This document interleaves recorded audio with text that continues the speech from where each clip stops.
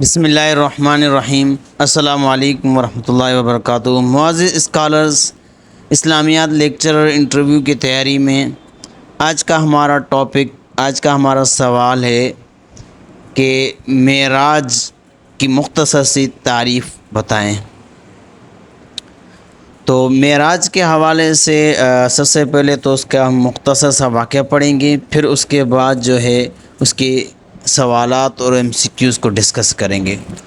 تو اس کا مختصر سا واقعہ اور مختصر سی تاریخ اور مختصر سی تشریح یہ ہے کہ نبوت کے 5ویں سال آپ صلی اللہ علیہ وسلم کو جب نبوت عطا کی گئی تو اس کے 5ویں سال اسلام کی تاریخ میں ایک ممتاز حیثیت رکھتا ہے یہ معراج کا واقعہ، جس میں آپ صلی اللہ علیہ وسلم کو ایک اعزازی جلوس کے ساتھ نوازا گیا، جو انبیاء کرام کی جماعت میں سے بھی صرف آپ صلی اللہ علیہ وسلم کی امتیازی خصوصیت ہے، جس کا مختصر واقعہ یہ ہے کہ ایک رات آپ صلی اللہ علیہ وسلم حتیم کعبہ میں لیٹے ہوئے تھے کہ جبرائیل علیہ السلام اور میکائیل علیہ السلام تشریف لائے اور آپ صلی اللہ علیہ وسلم کو کہا کہ آئیں آپ ہمارے ساتھ چلیے۔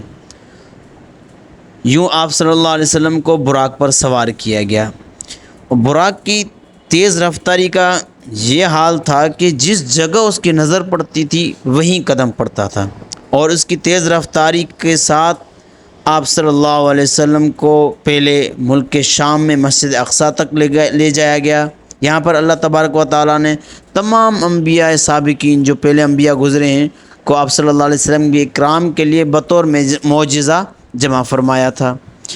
جبرائیل علیہ السلام نے یہاں پہنچ کر آذان دی اور تمام انبیاء اور رسولوں کی صفیں تیار ہو کر کھڑی ہوئیں، لیکن سب اس کا انتظار کر رہے تھے کہ نماز کون پڑھائے گا۔ اتنے میں جبرائیل علیہ السلام نے آپ صلی اللہ علیہ وسلم کا ہاتھ مبارک پکڑ کر آگے کر دیا۔ آپ صلی اللہ علیہ وسلم نے تمام انبیاء اور مرسلین اور ملائکہ کو نماز پڑھائی، یہاں تک کہ عالم دنیا کی سیر تھی، یہاں تک یعنی مسجد اقصیٰ تک۔ اس کے بعد آپ صلی اللہ علیہ وسلم کو مسجد اقصیٰ سے آسمان پر لے جایا گیا۔ اب بعض روایت کے مطابق یہ آسمانی سفر بھی براق پر ہوا، مگر صحیح احادیث سے معلوم ہوتا ہے کہ یہ سفر براق پر نہیں بلکہ بذریعہ معراج ہوا۔ اب معراج کس کو کہتے ہیں کہ اس کو سمجھیے کہ معراج کی معنی ہے سیڑھیاں زینے کے ہیں۔ زینے کی آج کل بہت ساری قسمیں ہو گئیں اس جدید اور ٹیکنالوجی کے دور میں، ان میں سے ایک طریقہ لفٹ کا بھی ہے، تو اس کو بھی زینہ کہہ سکتے ہیں۔ وہ کس قسم کا زینہ تھا جس پر آپ صلی اللہ علیہ وسلم کو جو ہے نا معراج کرایا گیا، تو اس کی حقیقت اللہ تعالیٰ کو ہی جانتے ہیں، یہ کسی روایت میں منقول نہیں کہ وہ کس قسم کی تھی۔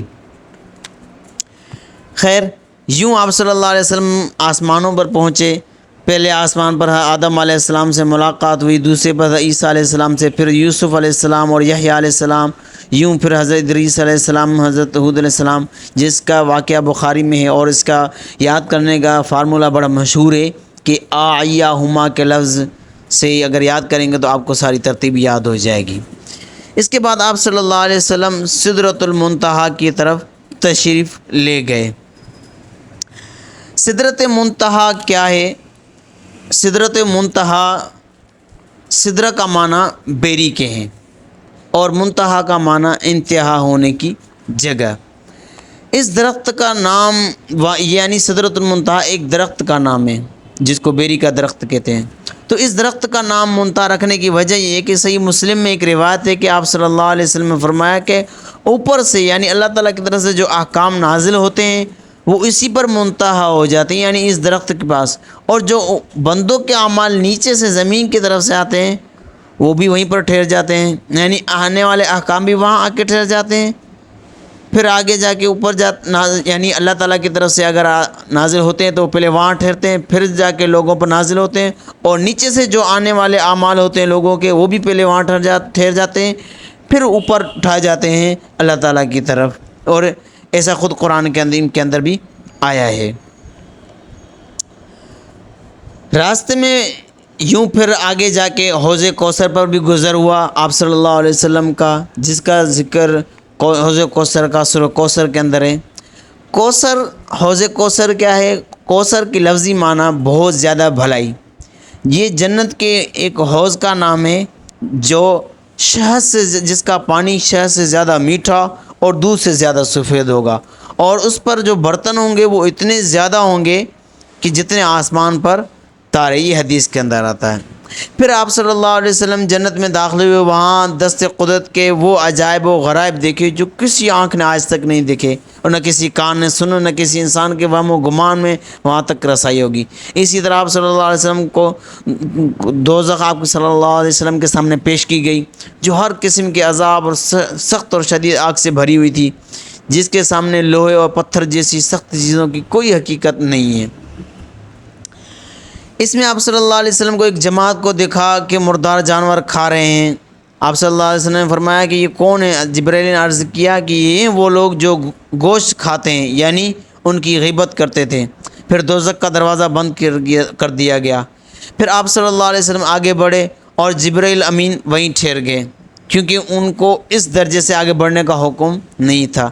اور اس وقت آپ صلی اللہ علیہ وسلم کو خدا جل وعلا کی زیارت نصیب ہوئی۔ صحیح یہ ہے کہ یہ زیارت فقط قلب سے نہیں تھی بلکہ آنکھوں سے ہوئی، جس سے یہ بھی ثابت ہو جاتا ہے کہ یہ معراج تو ہے جس جسدی تھا، روحانی نہیں تھا، نیند میں نہیں تھا، حقیقتاً تھا۔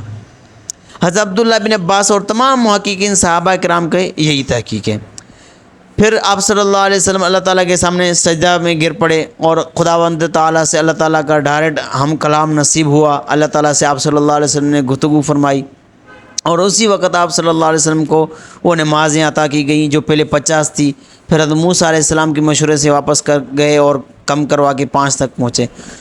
اس کے بعد آپ صلی اللہ علیہ وسلم واپس ہوئے، وہاں سے براق پر سوار ہو کر مکہ معظمہ تشریف لے گئے۔ راستے میں مختلف مقامات میں قریش کے 3 تجارتی قافلوں پر گزرے، جن میں سے بعض کو آپ صلی اللہ علیہ وسلم نے سلام بھی کیا اور انہوں نے آپ کی آواز پہچانی، اور مکہ واپس ہونے کے بعد اس کی شہادت دی۔ صبح سے پہلے یہ سفر مبارک تمام ہو گیا۔ یہ تھی معراج کی مختصر سی تعریف۔ اب اس کے اندر جو یاد کرنے کی چیزیں تھی، میں نے اس واقعے کے اندر ہی نشاندہیاں کر دی گئیں، مگر پھر بھی جو ہے نہ کرتے جائیں کہ یہ کون سے مہینے میں ہوا اور کب ہوا۔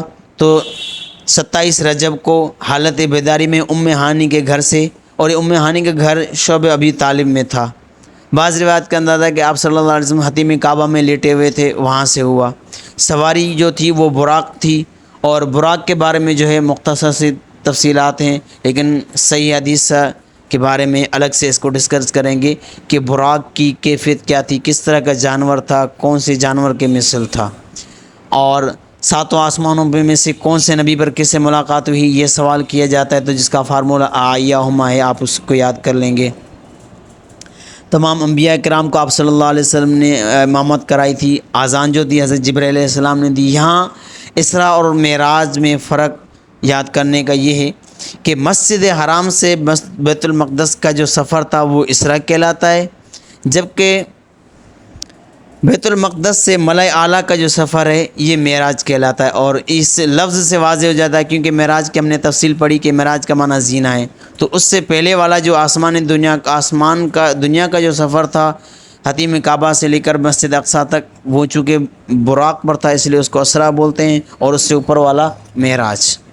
اور یہاں پہ سدرۃ المنتہا کی تحقیق ہم نے پڑھ لی کہ سدرۃ المنتہا کا معنی بیری کے ہیں، اور منتہا کا معنی انتہا ہونے کی جگہ، اور یہ اس درخت کا نام پڑھنے کی وجہ بھی ہم نے حدیث پڑھ لی کہ آپ صلی اللہ علیہ وسلم فرمایا کہ نیچے جانے والے اعمال پہلے یہاں ٹھہرتے ہیں، پھر یہاں سے نیچے جاتے ہیں، اور نیچے سے آنے والے اعمال پہلے یہاں رکتے ہیں، پھر جاتے ہیں، اس طرح۔ یہ کس سن میں واقعہ پیش آیا؟ اس وقت نبی کی عمر مبارک کتنی تھی؟ شب معراج کے موقع پر آپ صلی اللہ علیہ وسلم نے جو تمام انبیاء کرام کو نماز پڑھائی کس رخ پر تھی؟ اور پہلے 50 نمازیں تھیں، تو پھر جو نماز تخفیف کروا کے 5 ہوئیں، کس کی مشورے پر جو ہے نا آپ نے کم کروائیں، اس کا بھی ہم نے پیچھے پڑھ لیا۔ تو یہ سے مختصر سے سوالات جو معراج کے متعلق تھے۔ امید ہے کہ آپ کو شب معراج کے متعلق تمام تفصیلات اور تمام ڈسکشن جو ایک انٹرویو لیکچرر کو ضرورت پڑتی ہیں وہ آپ کو اس لیکچرز کا مل گئی ہوں گی۔ السلام علیکم ورحمۃ اللہ وبرکاتہ۔